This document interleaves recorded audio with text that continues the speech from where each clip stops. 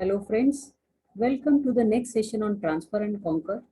This is another design technique for algorithms. In the previous lecture, we saw reduce and conquer or decrease and conquer, and today we'll look at transfer and conquer. Right? So under transfer and conquer, there are three versions. So today we'll look at instance simplification.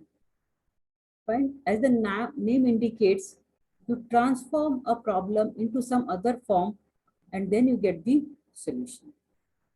Fine. So let us look at the definition. In general, it's a general algorithm design technique which works in two stages. First, in the transformation stage, the problem's instance is modified to be for one reason or the another more amenable to solution. Then in the second stage or conquering stage, it is solved, right?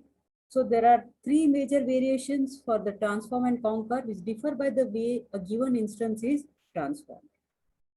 Okay? The first one is instance simplification. So transformation to a simpler or more convenient instance of the same problem, we call it as instance simplification. Right? So here what you have the problem which you transform into some other form, right? In a simpler form with some special properties that make the problem easier to solve. And examples here you have list pre-sorting, AVL trees. There are many more, but these are the only two what I listed here. Next, this transformation to a different representation of the same instance, right? We call it as representation change. So changing one representation of a problem's instance to another representation of the same instance. Right? Remember, the problem remains same, only its representation changes here. So the examples that we look here is 2, 3 trees, hips and hips out. The transformation to an instance of a different problem for which an algorithm is already available, we call it as problem reduction. Fine. And the examples are reduction to graph problem, reduction to linear programming. Fine. So in short, transform and conquer strategy works in this way. You have problem instance, right? You convert it either into simple instance or you convert it into another representation or you altogether convert it into another problems instance, right? And then you get the solution. The main idea behind this transfer and conquer strategy is you apply all these three techniques to get the good efficiency of your algorithm, right? And most of the times in most of the examples, what we have seen, transfer and conquer strategy always gives you n log n efficiency or complexity of the algorithm. Right? Now, the very first instance simplification version, we have pre-sorting, right? So many algorithm problems are easier to solve if the input is sorted. A simple example, when an array is sorted, we can answer the questions like, suppose you have an array of students' result, then you can find out, okay, who are the top 5 students if the array is sorted. You can even find out who are the last 5 students. Another way, if you talk about if you have employee list, if you want to know who are the highest paid employees, you can just sort them in employee on salary basis, right? So if the data is sorted, it doesn't take much time to get the topmost or the last items or the achievers, right? But if you don't use it, if you apply a brute force algorithm for this, then what you'll do, it will compare the whole list item with each other item, right? Even we can get many statistical parameters if the list is sorted. Of course, what we should remember is the benefit of sorting should be more than compensating the time spent on it. Otherwise, better to use unsorted input directly. Fine. So if the time efficiency of the algorithm is dominated by the algorithm used for sorting the list. Like if you're using bubble sort or if you're using selection sort, then the efficiency it will be n square, right? Then it is of no use that you sort your data. You can directly get the solution. You can directly apply the technique on the unsorted data. But if you're using merge sort or quick sort, which are efficient algorithms, at that time you can get the better results, right? So you should apply sorting only if it is feasible. So let us take a simple example. Here you have checking the element uniqueness in an array. So what we do is if we use brute force algorithm, right? Brute force algorithm, that means your data is not sorted. This is the list given, fine. And you are supposed to find the element which is unique, right? You need to check whether all the elements are unique or no in the array. How you start in case of brute force? You make an array. Again, you have two for loops. You can say one for loop is to select the item, and second for loop is to compare this item with all the other items of the list, right? Now, suppose the first item you select is 2. You compare whether it is equal to any other item in the list. Next, again, you go to the outer for loop, then increment the index, the counter here. So it will be now I plus plus. So now this 8 will be compared with 4, with 6, with 5, right? So here what you have the worst case complexity of theta of n square. Why? Because you have two nested for loops, right? If you're not clear with this, how did you get theta n square? You can visit my algorithm complexity previous videos, what I already uploaded, right? Now, if we are using pre-sorting, right? So pre-sorting helps to sort the array first and then check only its consecutive elements, right? You have the array, first we sort it and then you check only its consecutive elements. And if the array has equal elements, then a pair of number next will be next to each other, right?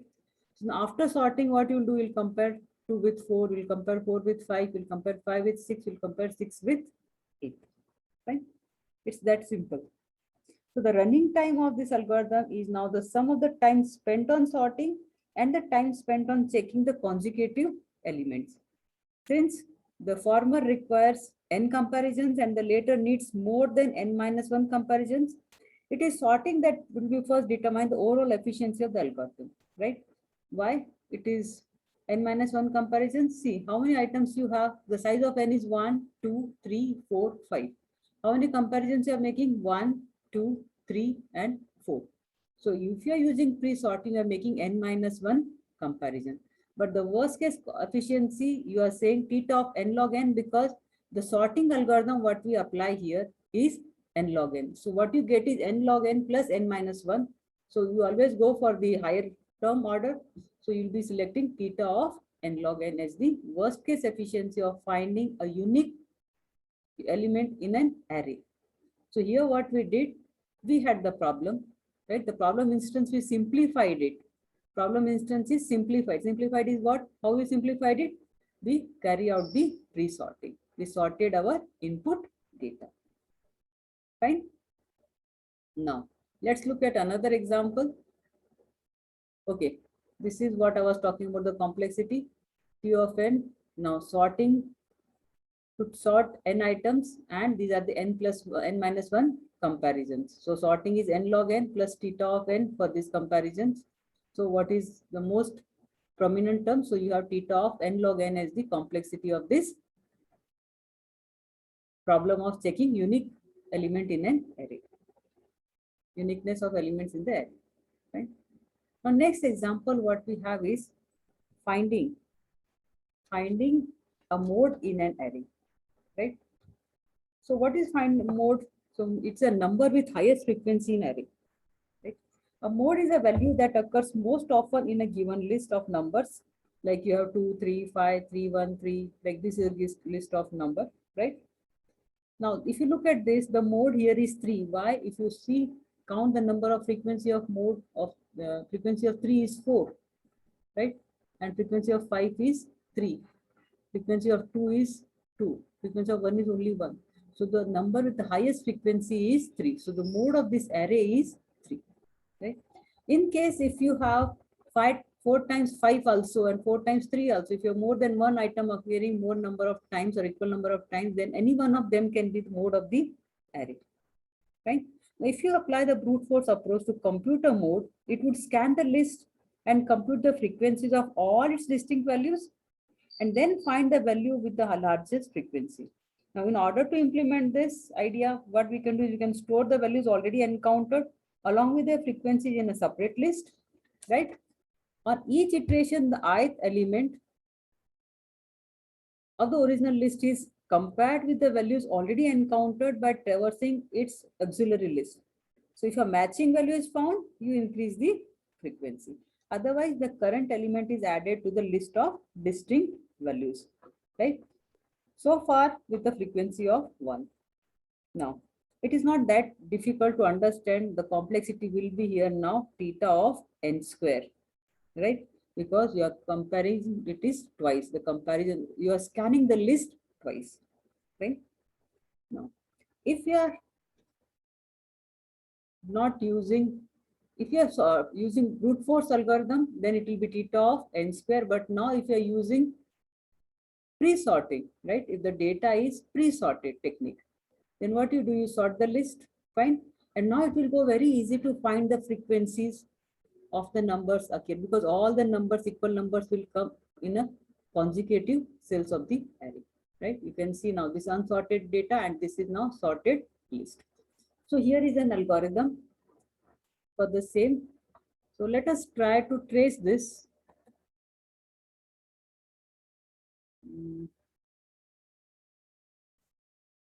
Fine. So here you have an array, right? From the index 0 to n minus 1, frequency, run value, and length. Now let us try to analyze this. Now algorithm, you sort the array in ascending order. Array is already sorted in ascending order, right? You have starting index I initialized to 0. I is 0, fine. And frequency mode is 0. Now while I is less than n minus 1, I is less than n minus 1 because this is n minus 1. This is n minus 1, fine. While I is less than n minus 1, do run length is equal to 1. Now run length is, you say, okay, run length as 1, fine. And then run value is a of I. A of I is what? A of 0. That is again, if you look at this, it is again 1. So run value is also 1. Run length is also 1. Fine. Now you check.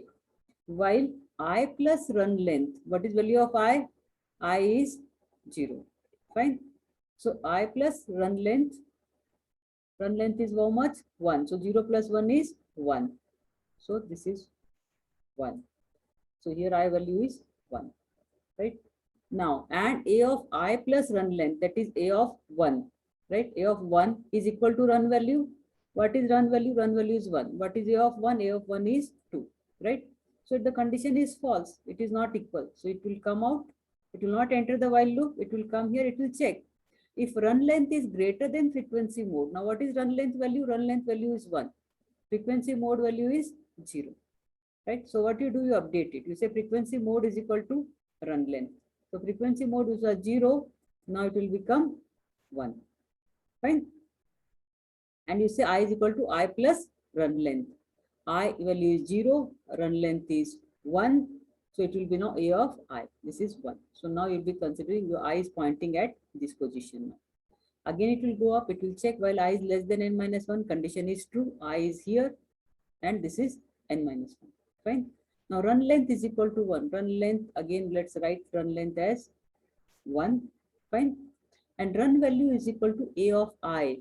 Now what is A of I? A of I is 2. Fine. A of I is 2. Now you check. While I plus run length, what is I? I is 1 right now. I is 1. Fine. Run length is how much? Run length is also 1. So I plus 1, that is 1 plus 1, that is 2. We are pointing here now, right? So A of and is less than n minus 1 is 2 because 2 is less than n minus 2, 1. And A of 2 is equal to run value. A of 2 is what? This is 1 and this is A of 2. This is index 2. I value is 2 here. Fine. What is 2? So is it equal to run value? A of 2 is equal to run value? Yes. This is also 2. This is also 2. Condition is true. So what you do? You enter here and you say run length is equal to run length plus 1. Now run length which was 1, now it will become 2. Fine. Run length which was 1, now it will become 2. Again it will go up. Again it will say while I plus run length. Now what is value of I? I value is 2. Run length is how much? 2. So 2 plus 2, that is 4. It is less than n minus 1.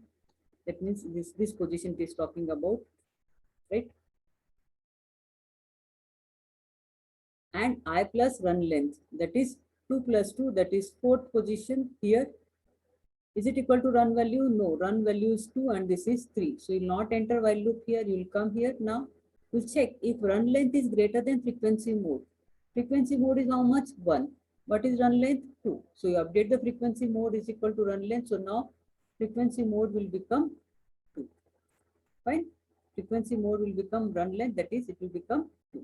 And now mode value is equal to run value. Now what is run value? Run value is 2. So mode value will become now 2. Fine. I will say again, I is equal to I plus run length. Now, what was value of I? I was 1 and run length is how much? 2, right? So now what is the value of I? I is 3. So now I is pointing here. Fine. I is pointing here. I is pointing at this position. Again, you go up, you check. Well, I is less than n minus 3. Of course, because n minus 1 is 9 and I is 3 right now. So condition is true. You again say run length is equal to 1. So the run length which was 2, now you write run length as 1. Fine. And run value is equal to A of I. What is A of I? A of I is 3.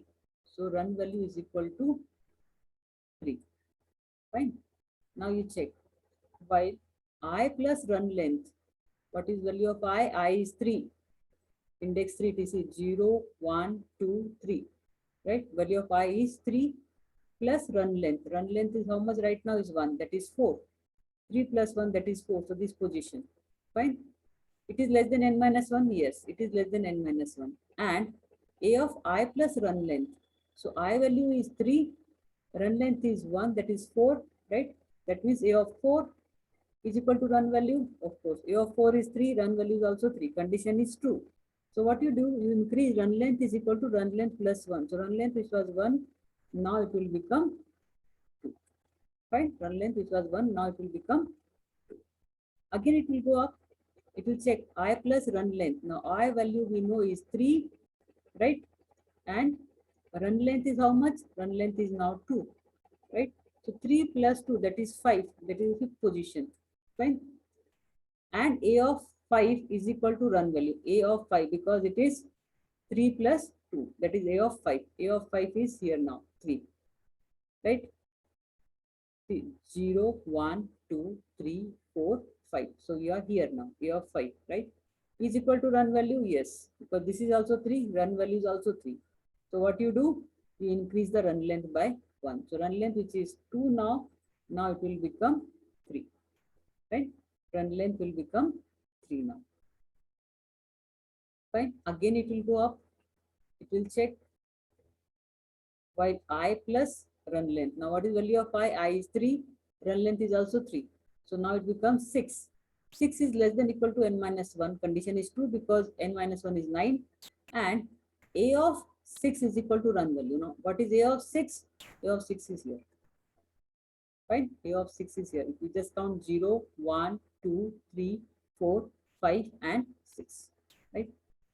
So while I plus run length, that is 6 is less than n minus 1 and A of 6 is equal to run value. A of 6 is how much? It is 3. Run value is also 3. What you do? You increase the run length by 1. So now run length will become equal to 4. Fine. Run length will become equal to 4.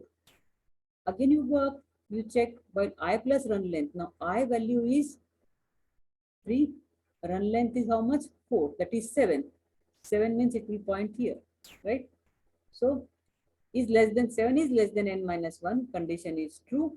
And A of 7 is equal to run value. A of 7 is 5. Run value is how much? 3. Condition is false, right? So it will not execute this. It will come out of while loop. It will come here now. It will check. If run length is greater than frequency mode, what is frequency mode is 2. Run length is how much? 4. The condition is 2. So what you do? You update the frequency mode, right? Now, so frequency mode will become now equal to run length, that is 4. Fine. Frequency length will become now 4. And then you update the mode value is equal to run value. What is run value? Now run value you forgot to increase. In fact, the last time, so it was run value is 3. Fine. So run value which was 2 before, now it will become fine. And you say I is equal to I plus run length.